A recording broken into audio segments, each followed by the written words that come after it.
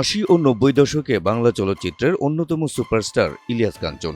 ক্যারিয়ারে ৩ শতাধিক সিনেমায় অভিনয় করা এই অভিনেতার ঝুলিতে রয়েছে অসংখ্য সুপারহিট সিনেমা। এখন পর্যন্ত বাংলা চলচ্চিত্রের সবচেয়ে ব্যবসা সফল সিনেমা বেদের মেয়ে জ্যোৎস্নারও নায়ক তিনি। বাংলা চলচ্চিত্রের এই গুণী অভিনেতা এবার পা বাড়ালেন রাজনীতিতে।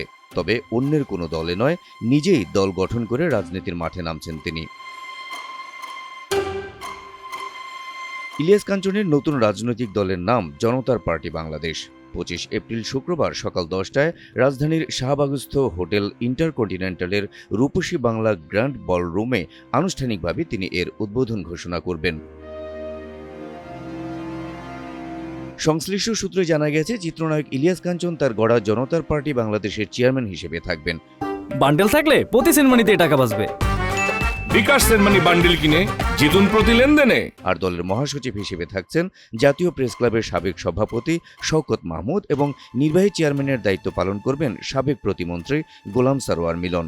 দুজনের মধ্যে শওকত মাহমুদ বিএনপি এবং গোলাম সারোয়ার মিলন বিএনপি ও জাতীয় পার্টির রাজনীতির সঙ্গে জড়িত ছিলেন।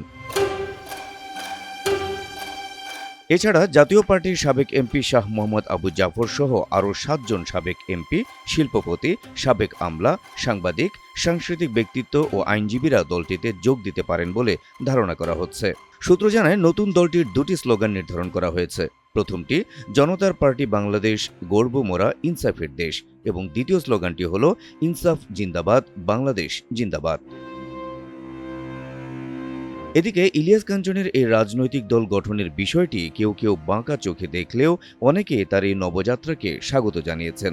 চলচ্চিত্রের মাঠে সফল এই চিত্রনায়ক রাজনীতির মাঠেও সফল হবেন এমন প্রত্যাশার কথাও জানিয়েছেন অনেকে। Habib Rasel, NTV online.